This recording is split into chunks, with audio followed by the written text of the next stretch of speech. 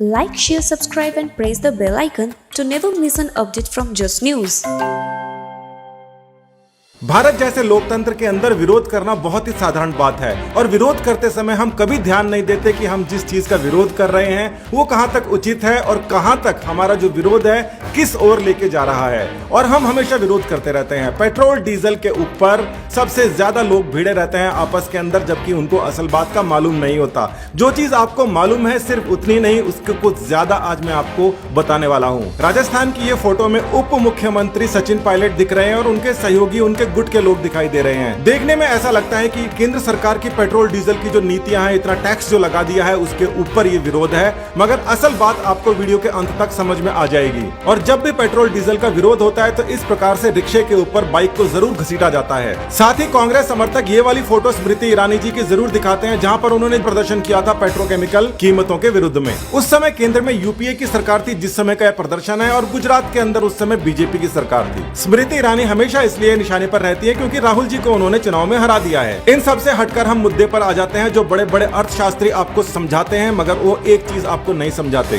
पहले मुद्दा समझते हैं। ये कच्चे तेल की कीमतें हैं जो कि देखा जा सकता है कि बढ़ रही हैं। लॉकडाउन खत्म होने के बाद में ये निरंतर बढ़ती जा रही है और देखा जा सकता है कि 1713 से अब ये 2967 पहुंच चुकी हैं। इस प्रकार से तेल के दाम तो बढ़ने तय थे क्योंकि तेल की जो प्राइसेस है वो मार्केट के हवाले कर रखी है। मगर ये स्थिति इतनी साफ नहीं है जितना हर कोई जानता है, क्योंकि हम टैक्स इतना भारी भरकम लगा देते हैं। उस टैक्स को भी समझना पड़ेगा और वहीं पर असली खेल दिखाई देगा। एक और बात आप समझ सकते हैं कि कच्चे तेल को खरीदने के लिए जो डॉलर की रिक्वायरमेंट होती है, वो डॉलर के प्राइसेस भी बढ़ते जा रहे हैं। तो जितने रुपए पहले तेल खरीदने में लगा करते थे उससे ज्यादा रुपए लग रहे हैं उतना ही तेल खरीदने में, क्योंकि डॉलर के सामने रुपया काफी टूटा है। और अब आ जाते हैं इस खबर पर जिसके बारे में सबको पता है। इंडिया के अंदर करीब 70% तो पेट्रोल का जो भाव है वो टैक्स के रूप में ही ले लिया जाता है। और जहां पर इतना सारा टैक्स आता है तो वहां पर तो विरोध होना ही चाहिए। भाई 70% भी कोई टैक्स होता है क्या? मगर सवाल यहाँ पर यह आ जाता है, केंद्र के अंदर एनडीए की सरकार है और राज्य के अंदर उनके विपक्षी दलों की सरकार है। जैसे राजस्थान के अंदर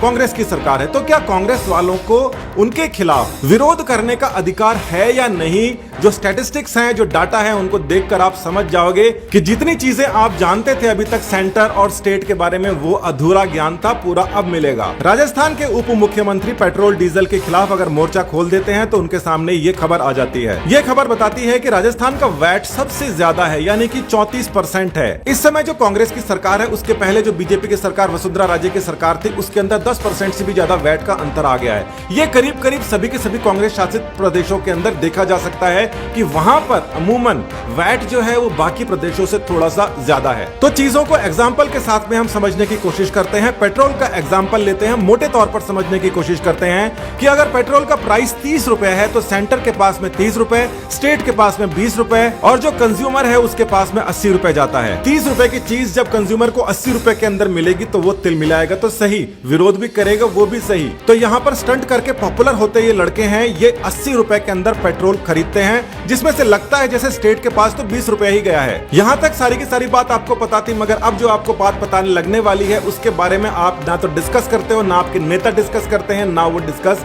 करना चाहते हैं। 14th फाइनेंस कमीशन के अनुसार 42% जितने भी रिसोर्सेज सेंटर के पास में होंगे वो स्टेट के पास में आएंगे। सेंटर के पास में वही रिसोर्सेज हैं जो कि वो स्टेट से कलेक्ट करता है, उसका 42% उसको वापस स्टेट को देना पड़ता है। मतलब राजस्थान स्टेट के अंदर अगर 30 रुपए सेंटर ने अगर लिए हैं तो उसके अंदर से 42% वापस उसको स्टेट को देना पड़ेगा। यानी सेंटर से अगर स्टेट को वापस 42% अगर मिल जाते हैं तो उसके पास में कितना रह जाता है? सेंटर के पास रह जाता है 17 रुपया और स्टेट के पास में आ जाता है 33 रुपया। स्टेट जितना टैक्स लगाता है वो तो स्टेट अपने पास रखता है, मगर सेंटर जितना भी टैक्स लगाएगा उस जगह से, उस स्टेट से जितना भी कलेक्शन होगा उसको वापस उसको 42% स्टेट को देना पड़ेगा, क्योंकि फाइनेंशियल कमीशन उनको इस प्रकार से बाधित करती है। तो यहाँ पर 80 रुपए का जो पेट्रोल है जो स्टंट करते लड़के खरीद के लेके जाते हैं, उसमें से 30 रुपए का वो पेट्रोल असल होता है, 33 रुपए स्टेट के पास जाता है और 17 रुपए सेंटर के पास जाता है। तो फिर इस प्रकार के प्रदर्शन आखिर होते क्यों हैं? जहां पर मुख्यमंत्री शामिल नहीं होता उस प्रदर्शन के अंदर उप मुख्यमंत्री बैठ के प्रदर्शन करता है, तेल की कीमतों के खिलाफ करता है,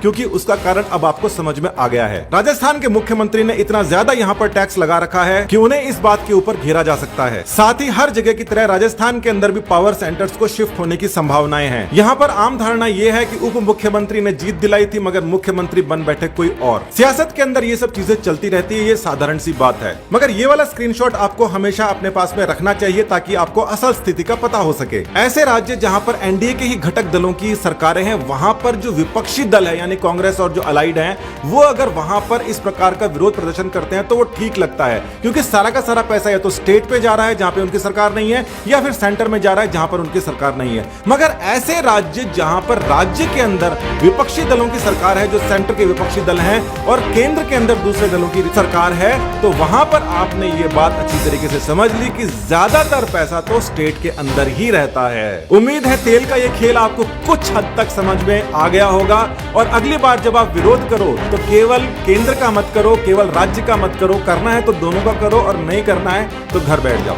धन्यवाद।